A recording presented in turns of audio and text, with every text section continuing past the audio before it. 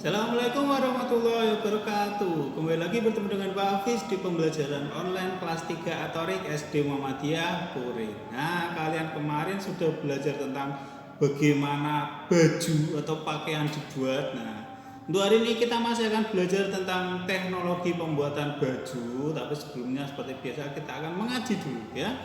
Kita sudah sampai di surat Al-Insyiqaq. Yuk kita lanjutkan, berarti sekarang ayat ketiga ya. Al-Insyiqaq semuanya. A'udzu billahi minasyaitonir rajim. Bismillahirrahmanirrahim. Idzas samaa'u syaqqat wa adinat li rabbiha wa huqqat wa idzal ardu muddat. Akiyo idzas samaa'u syaqqat wa adinat li rabbiha wa huqqat wa idal ardu muddat. Ya, masih awal, masih gampang ya, dihafalkan dengan baik, nantinya akan tambah banyak lagi ya. Sekarang sampai 3 dulu, nggak apa-apa ya. Yuk sekarang kita lanjutkan, kita akan melanjutkan pembelajarannya. Kita sudah sampai di halaman 91. Masih banyak ya, tema 7 ya. Halaman 91. Pembelajaran 4. Kita masih akan belajar tentang jenis-jenis pakaian atau pembuatan pakaian. Yuk, halaman 91. Di situ ada bacaan tentang jenis-jenis pakaian. Nah, seperti biasa, mesti Pak Wis coret-coret paragrafnya. Berarti kan sudah bisa ya menghitung paragraf. Nah, paragrafnya dicoret-coret, terus kalimat pertamanya mesti tak coret-coret. Nah, yuk kita baca bersama-sama. Judulnya adalah jenis-jenis pakaian. Jenis-jenis pakaian. Paragraf pertama. Lani sedang mengamati pakaiannya. Ternyata ia memiliki banyak jenis pakaian. Ada pakaian yang ia gunakan sehari-hari, ada juga pakaian yang ia gunakan pada waktu tertentu ya. Ternyata Lani ini punya banyak sekali pakaian ya. Nah, pakaiannya itu berbagai jenis ya, bukan cuma jumlahnya yang banyak, tapi jenisnya juga berbeda-beda. Ada pakaian yang dipakai ketika di rumah, ada pakaian yang dipakai di waktu-waktu tertentu. Nah,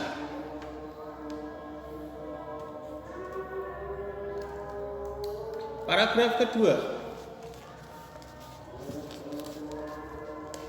Salah satu jenis pakaian Lani adalah seragam sekolah. Lani mengenakan seragam saat pergi ke sekolah. Teman-teman Lani juga mengenakan seragam saat ke sekolah. Mereka mengenakan seragam sesuai jadwal ya. Jadi yang pertama adalah seragam sekolah. Beda ya dengan seragam ketika di rumah atau sedang bermain ya. Khusus seragam sekolah sesuai jadwal. Nah, seperti kita juga ada jadwalnya. Kalau kalian masih ingat, ayo. Senin pakai baju apa Senin? Senin merah putih. Selasa pakai apa?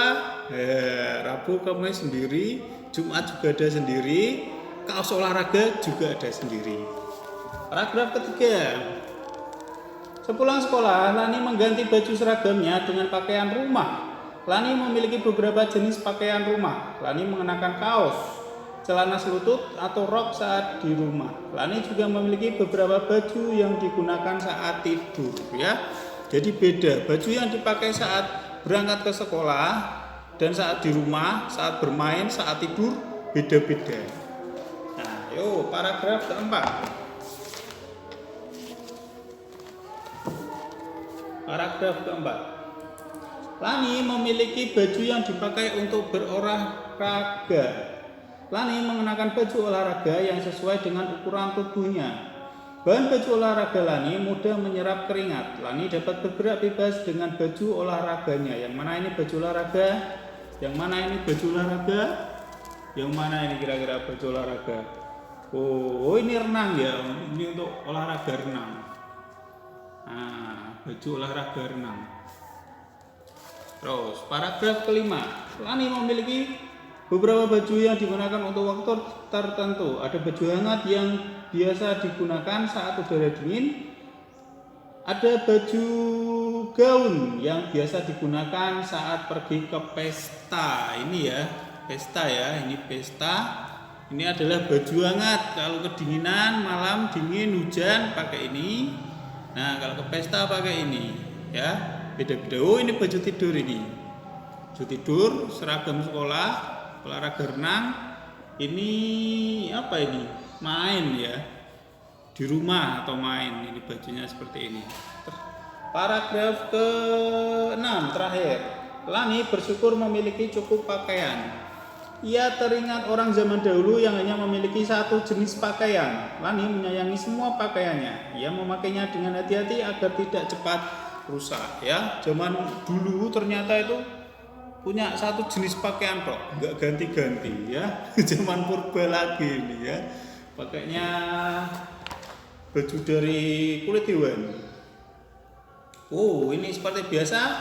Kalian harus menulis informasi yang kalian dapat dari setiap paragraf. Sudah disiapkan 6 nomor, berarti 6 paragraf. Nah, untuk paragraf pertama bisa kalian tulis seperti ini. Lani memiliki banyak jenis pakaian. Nah, selanjutnya nomor 2 dan sampai 6 sudah bisa ya. Mesti tinggal menulis kalimat pertama dari setiap paragraf. Ini sudah tak garis bawahi sampai titik ya. Kalimat pertama di setiap paragraf silakan kalian tulis. Kalau panjang Pak, kecil-kecil ya, hurufnya kecil-kecil atau 2 baris nggak apa-apa ya, kalian tulis di sini. Untuk nomor 1 kalian tulis ini. Lani memiliki banyak jenis pakaian, nomor 1 ya. Nomor 2 dan nomor 6 sampai nomor 6 kalian tulis sendiri. Selanjutnya, nah ini ayo berdiskusi yang bawah ini. Saat ini jenis pakaian sangat beragam. Ada pakaian seragam, pakaian bermain, pakaian tidur. Diskusikan dengan temanmu jenis-jenis pakaian, jenis-jenisnya. Nah, ini sudah Pak Hafiz siapkan. Bisa kalian tulis ya.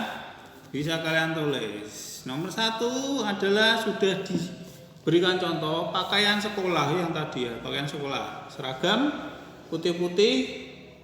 Ada juga yang pakai batik juga.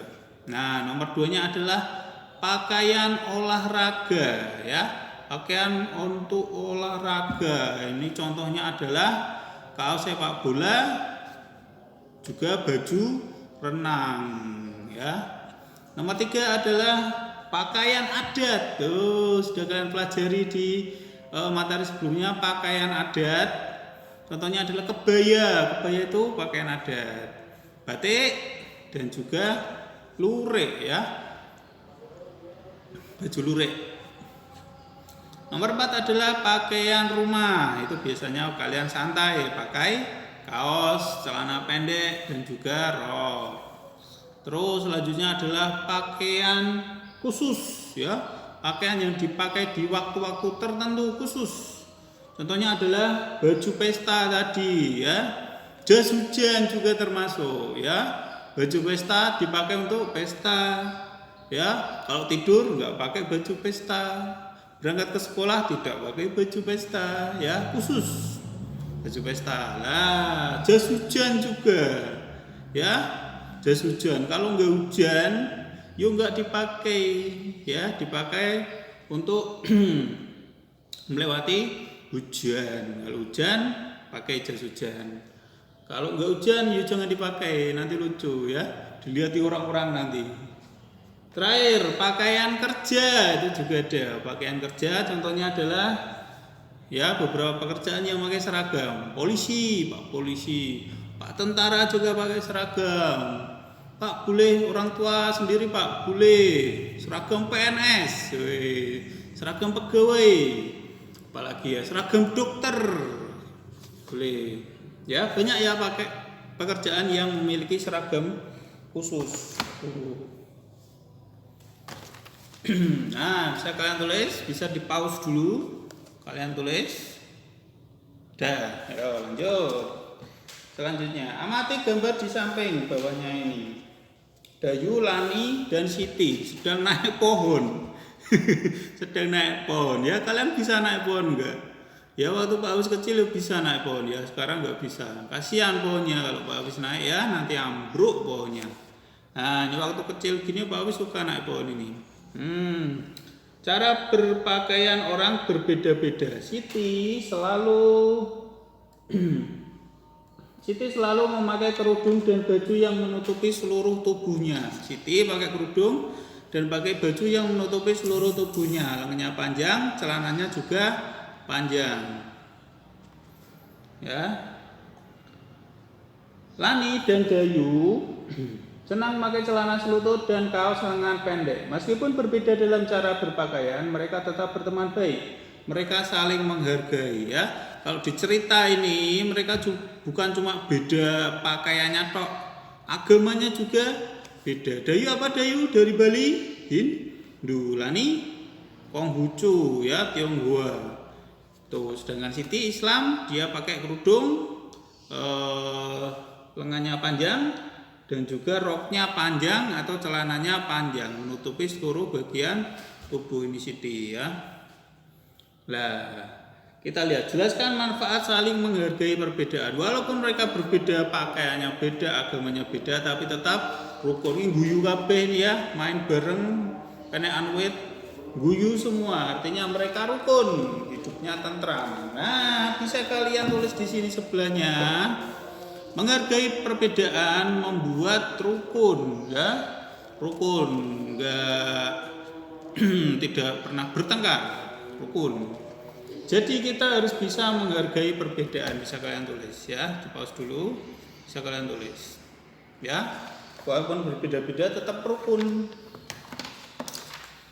Yo, lanjut selanjutnya kita ke halaman 98. Oh, ada mbek ini. Siapakan ini mbeknya ini? Oh, 98 ada mbek ini. Halaman 98, dari bahan dasar sampai ke pasar. Seperti pantun, ya. Dari bahan dasar sampai ke pasar. Nah, ini judulnya. Oh, ini belum tak coret-coret, ya. Udah bisa ya ngitung paragraf, ya? Tahu ya, ini satu paragraf, ini satu paragraf. Sudah bisa, ya? Yo, kita lihat ini bacaannya. Dari bahan dasar sampai ke pasar. Pakaian berasal dari bahan dasar yang berbeda. Ada yang berasal dari kapas dan serat daun. Ada yang berasal dari bulu domba dan serat sutra. Bahan dasar pakaian banyak didapat dari lingkungan sekitar, ya. Bahan dasar artinya belum diolah, belum masuk pabrik. Bahan utama dari pembuatan bajunya itu adalah bahan dasar. Kalau ini bahan dasarnya kapas, ya. Ini kapas. Ini nilon, celananya bagus nilon. Kaos ini kapas, ya. Ada yang kapas, ada yang bulu domba. Kalau bulu domba itu biasanya wool, ya. Jadi wool itu biasanya sweater, jaket, yang hangat, ya. Kalau dari bulu domba itu biasanya hangat. Kalau dari kapas itu lebih seger, ya, dingin, silir dan menyerap keringat biasanya kalau dari kapas. Nah, petani dan peternak menyediakan bahan dasar pakaian. Petani menyediakan kapas dan beberapa jenis daun. Bulu domba disediakan oleh peternak domba. Serat sutra disediakan oleh peternak ulat sutra. Ya, ini ada 3. Yang pertama adalah ini dari kapas, ya, petani kapas. Dia nanam pohon kapas, dipanen, nah nanti masuk pabrik. Ini domba, dia peternak berarti, ya, karena hewan berarti peternak. Petani, peternak. Nah, peternak dombanya dikasih makan, nanti ini bulunya itu tumbuh toh. Kalau sudah lebat nanti dicukur. Nah, dicukur pakai alat khusus. Diambil bulunya, nanti diolah bisa jadi benang wol. Yang terakhir adalah ini petani ulat sutra. Ulatnya itu dipelihara, ulat sutranya itu dipelihara, dikasih makan murbei. Ya, nanti dia akan kepompongnya itu nanti terbuat dari serat-serat sutra. Wah, itu nanti dipintal jadi kain sutra yang mewah, mahal. Nah, ini dikasih makan, ya, ularnya itu dikasih makan. Peternak ulat sutra. 1, 2, yuk, paragraf ketiga sekarang. Paragraf ketiga. Bahan dasar dikumpulkan dan dibawa ke pabrik pemintalan. Pemintal memintal bahan dasar di pabrik pemintalan. Mereka memintal bahan dasar menjadi benang. Pemintalan dilakukan dengan mesin-mesin modern. Nah, kalau ini yang modern ya, yang modern. Paragraf keempat, benang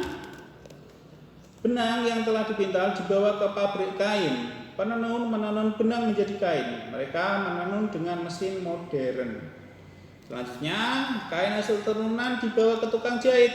Penjahit menjahit kain menjadi baju. Mereka menjahit berbagai jenis baju. Mereka menjahit dengan mesin yang canggih. Baju yang dihasilkan dibawa ke pasar untuk dijual ya. Nah, ini gambarnya. Urutannya berarti dari awal bahan dasar ya, kapas atau sutra atau embek. Nah, kemudian dijadikan benang. Benang jadi kain. Kain jadi baju. Nah, urutannya seperti itu.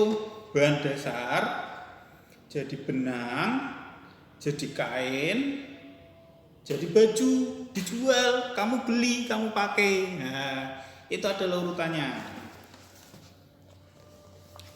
Terakhir ini, keberagaman pekerjaan membuat hidup menjadi lebih mudah. Kita memiliki pakaian karena bantuan petani dan peternak. Kita dapat mengenakan pakaian karena bantuan pemintal dan penenun. Kita memiliki baju karena bantuan penjahit ya, dan juga penjual baju. Wes komplit ya. Jadi untuk membuat pakaian itu komplit butuh banyak orang dalam prosesnya sampai kamu pakai pakaian, pakai baju ini. Prosesnya panjang sekali dan banyak orang yang terlibat di sana. Tuh, kita lihat siapa saja yang terlibat. Baliknya kita isi bareng-bareng. Sudah Bapak siapkan. Yang pertama sudah ada toh. Petani kapas menanam kapas di kebun dan menghasilkan kapas. Selanjutnya adalah dari bahan dasar dipintal jadi benang dulu. Pemintal kapas mengerjakan memintal kapas. Dimana bisa di rumah, bisa di pabrik ya. Kalau ini ceritanya tradisional itu biasanya di rumah-rumah. Kalau yang modern di pabrik. Pak mau tak tulis di pabrik Pak? Boleh ya. Pemintal modern di pabrik boleh menghasilkan benang. Nah, benang kemudian ditenun oleh penenun kain. Nah, mengerjakan menenun kain. Tempatnya di rumah lagi kalau ini yang tradisional. Pak mau di pabrik? Boleh ya. Ya, penenunan modern pabrik juga sudah ada. Nah, akan menghasilkan kain tenun.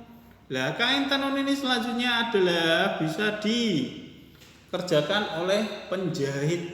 Nah, penjahit tugasnya adalah menjahit kain. Di mana penjahit? Ada penjahit yang membuka toko, ada yang di pabrik, ada juga yang di rumah. Ya, penjahit itu bisa kerja di rumah, bisa di toko, bisa di pabrik. Menghasilkan pakaian, baju, kaos yang kalian kenakan itu dari penjahit. Nah, terakhir ada juga yang namanya ini desainer. Wah, keren sekali ya. Desainer tugasnya dia adalah merancang baju, ya merancang. Ini berarti bajunya bukan baju biasa ya, bukan baju yang biasa, ini bukan baju sembarangan. Desainer, dia merancang baju. Kerjanya di mana kerjanya? Ada yang kerja di rumah, ada juga yang di kantor. Nah, dia menghasilkan pakaian, tapi pakaian yang khusus, ya biasanya mahal, ya. Kalau pakaian dari desainer itu biasanya mahal. Nah, itu tadi beberapa pekerjaan yang berhubungan dengan pakaian. Oke, itu dulu untuk hari ini. Banyak yang harus kalian tulis tadi. Ya, harus kalian sih boleh di pause dulu ya, dilengkapi bukunya. Kalau sudah selesai nanti tetap dikumpulkan ya bukunya. Oke, itu dulu untuk hari ini. Selamat mengerjakan, selamat menulis. Terima kasih atas perhatiannya. Wassalamualaikum warahmatullahi wabarakatuh.